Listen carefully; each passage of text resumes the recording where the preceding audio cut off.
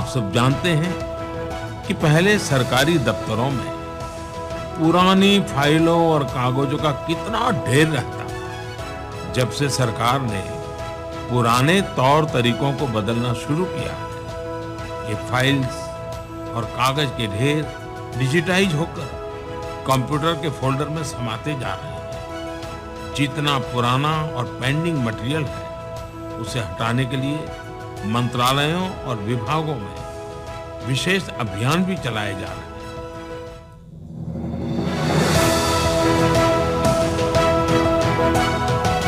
स्वच्छता अब विचारों से आगे निकलकर कर्तव्यों में तो शामिल हो ही गई है, साथ ही ये अब आदत भी बन गई है। इस बदलाव का पूरा श्रेय प्रधानमंत्री नरेंद्र मोदी के मार्गदर्शन को जाता है, जिसकी वजह से हर जगह आज स्वच्छता का वातावरण दिखाई देता है।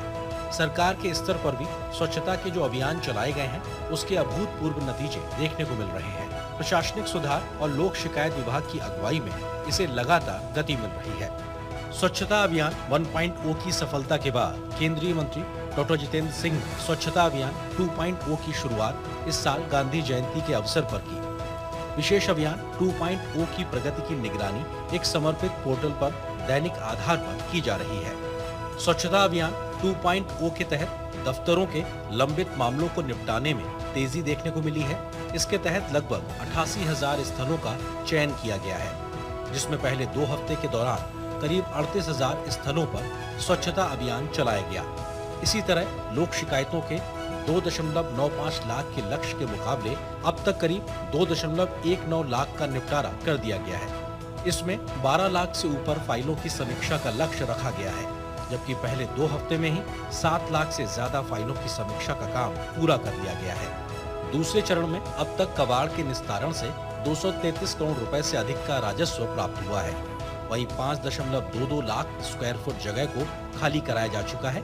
इसके साथ ही 2,651 फाइलें राष्ट्रीय संग्रहालय में सुरक्षित कराई गई हैं। स्वच्छता अभियान 2.0 के जरिए सरकार द्वारा की गई पहल का नतीजा हम हर उस जगह पर देख सकते हैं जहां आम जनता का रोज का सरोकार है, फिर चाहे वो रेलवे स्टेशन हो या डाकघर या फिर कोई अन्य सरकारी दफ्तर।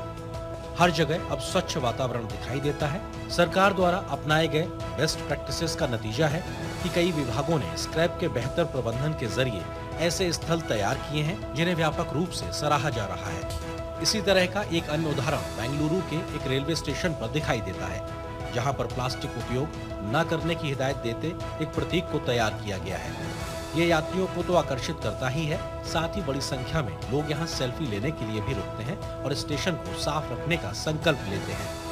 4.5 टन वेस्ट जनरेट होता है, जिसमें से करीब 2.5 टन सॉलिड वेस्ट है, ड्राई वेस्ट है, और रेस्ट इज वेट वेस्ट। तो हम लोगों ने यहाँ पे सिस्टम इस तरह कर रखा है कि जो वेस्ट जनरेशन है उसका सेग्रीगेशन करते हैं। तो डेली बेसिस पे भी segregate dry and wet waste.